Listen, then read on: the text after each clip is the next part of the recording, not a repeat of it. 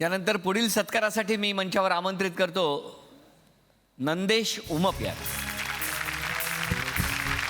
मी हे पत्र घेऊन आलो आहे माझ्या प्रिय मित्रासाठी, म्हणजे आमच्या तुषारसाठी. तुषार ये, चाहत्यानं पत्र लिहिलं आहे तुझ्यासाठी. कॉमेडी स्किटमध्ये जसं निवेदाचं टायमिंग, या विनोदाचं टायमिंग जसं अचूक लागतं, तेवढंच महत्त्वाचं असतं त्या पंचसोबत वाजणाऱ्या पार्श्वसंगीताचं. ढोलकीवर पडणारी एखादी हलकीशी पण अचूक थाप त्या विनोदाचं वजन अजून जास्त वाढवते.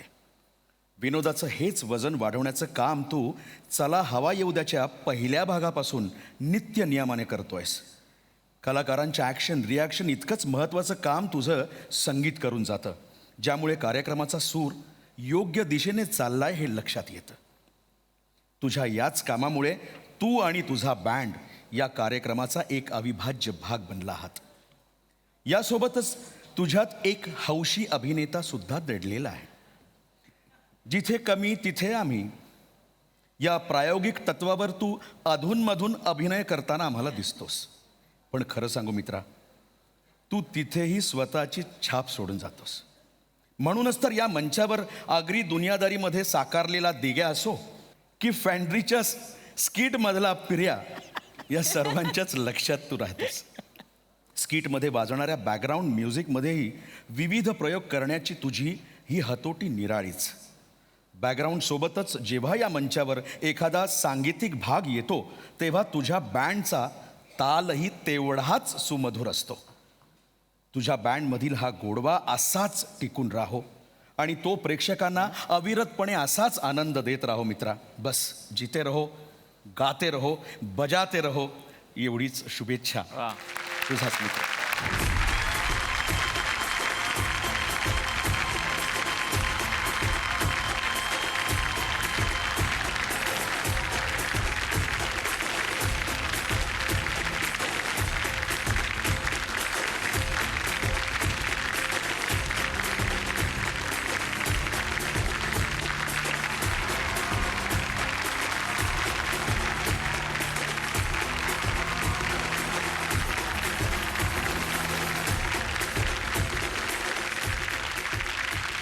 आणि आता पुढचा सत्कार करण्यासाठी मी मंचावर आमंत्रित करतो संकर्षण कराडे यांना. संकर्षण. सगळ्या मान्यवर कलाकारांचं, प्रेक्षकांचं मनापासून स्वागत. तुम्हा सगळ्यांचे खूप मनापासून आभार आणि खूप शुभेच्छा. माझा परम मित्र निलेश साबळे, झी मराठीचे खूप उपकार की त्यांनी मला तुझ्याविषयी 2 शब्द बोलण्याची संधी दिली. माझं भाग्य. माईची कटकट साबळ्या. प्रिय डॉक्टर निलेश, नमस्कार निलेश, कसा आहेस? मजेत ना? आणि आपला नेहमीचा आपुलकीचा प्रश्न, हसतोयस ना? हसायलाच पाहिजे, चकित होऊ नकोस. मला माहिती आहे की या वाक्याचा कॉपीराईट फक्त तुझ्याकडे, पण म्हटलं गेल्या अनेक वर्षांपासून प्रेक्षकांना एवढ्या आपुलकीने तू हा प्रश्न विचारतोस, मग आज मी विचारावा म्हणून विचारला.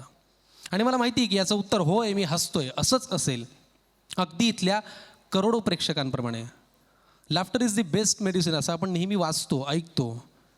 अनेक तज्ज्ञ डॉक्टरसुद्धा हेच सांगतात, पण तुझ्यासारखा डॉक्टर मात्र हे म्हणणं प्रत्यक्षात उतरवतो. महाराष्ट्राचा सुपरस्टार या झी मराठीच्याच शोपासनं तुझा सुरू झालेला हास्य प्रवास पुवाईपूच्या अनेक पर्वांमधनं सर्वांना सुखावून गेला. तिथे सुद्धा तू केवळ निवेदकाच्या भूमिकेत कधीच राहिला नाहीस. कधी स्किट लेखनातनं तर कधी अभिनयातनं तू तुझ्या प्रतिभेची चुणूक दाखवतच होतास. आणि या प्रतिभेचं भांडार खऱ्या अर्थाने उघडलं चला हवा येऊ द्याच्या मंचावरनं, ज्यातून तू सूत्रधार, निवेदक म्हणणार नाही, अभिनेता, लेखक आणि दिग्दर्शक म्हणून पुढे आलास. आज या कार्यक्रमाच्या लोकप्रियतेची हवा केवळ मराठी नाट्य आणि चित्रपटसृष्टीपुरती मर्यादित न राहता ती हिंदी चित्रपटसृष्टीमध्ये सुद्धा जोरदारपणे वाहू लागली आहे. आणि या यशामध्ये तुझा सिंहाचा वाटा आहे, याबाबत कुणाचंही दुमत असणार नाही. निलेश, तुझी आयुर्वेदाचार्य अशी एक ओळख आहे. आयुर्वेदात औषधं बनवताना प्रत्येक गोष्टीची मात्रा योग्य प्रमाणात पडणं अत्यंत गरजेचं असतं. तसं झालंच तर आणि तरच ते औषध गुणकारी बनतं. आयुर्वेदाचा हाच गुण तू या कार्यक्रमात सुद्धा वापरतोस. स्किटचं लिखाण करताना विनोद आणि पंच यांचं प्रमाण कसं योग्य राहील याची काळजी तू घेतोस. तुझा विनोद कायम कौटुंबिक असतो, तो कधीच द्वैअर्थी होत नाही. विनोदालाही कसं निरोगी ठेवावं हे डॉक्टर कसं मात्र तुझ्याचकडनं शिकण्यासारखं आहे. आणि या विनोदाचा गुणही तेवढाच प्रभावशाली आहे. मनाची मरगळ दूर करणारा आणि त्याला ताजंतवानं करणारा. हा जसा एक गुण तसा दुसरा गुण म्हणजे निरीक्षणाचा. वडिलांची सततची होणारी बदली आणि दरवेळी नव्या गावात जाऊन नवनव्या लोकांना भेटणं, त्यांचा स्वभाव हेरणं, त्यातून हे निरीक्षण अजूनच वाढलं असेल. आज प्रत्येक स्किटमध्ये दिसणारी सगळी बेरकी पात्र हा त्याच निरीक्षणाचा परिपाक. महाराष्ट्रातील विविध भागांचं प्रतिनिधित्व करणारी पात्र या मंचावर दिसतात, त्यामुळे अवघा महाराष्ट्र या मंचावर असल्याचाच भास आम्हाला होतो. विनोदाच्या माध्यमातून लोकांना केवळ एकत्र जाणणार नव्हे तर त्यांना जोडणार हे कसब अद्वितीय आहे. यासाठी तुला सलाम आणि पुढच्या वाटचालीसाठी भरभरून हास्य शुभेच्छा. तुझा मित्र. धन्यवाद.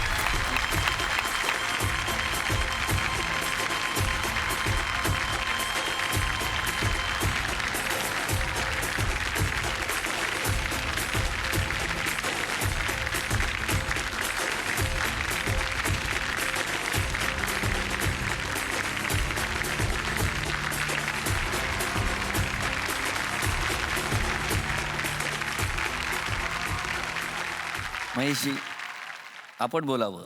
आज 200वा एपिसोड आहे. आनंद आहे.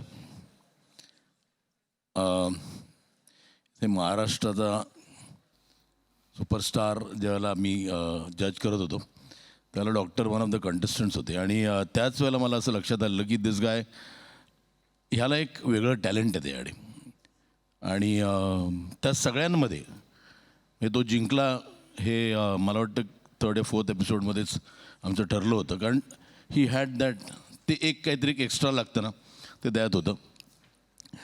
बरं, बाकी हे सगळेच माझे फेवरेट आहेत. म्हणजे आता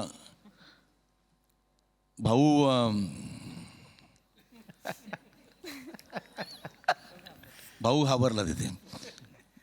हे सगळं I don't, this is an exceptional talent. म्हणजे मला सांगायला खरंच आय समटाईम्स एनवी देम की एवढं एक एक्सेप्शनल टॅलेंट एकत्र कधी खूप क्वचित मिळतं.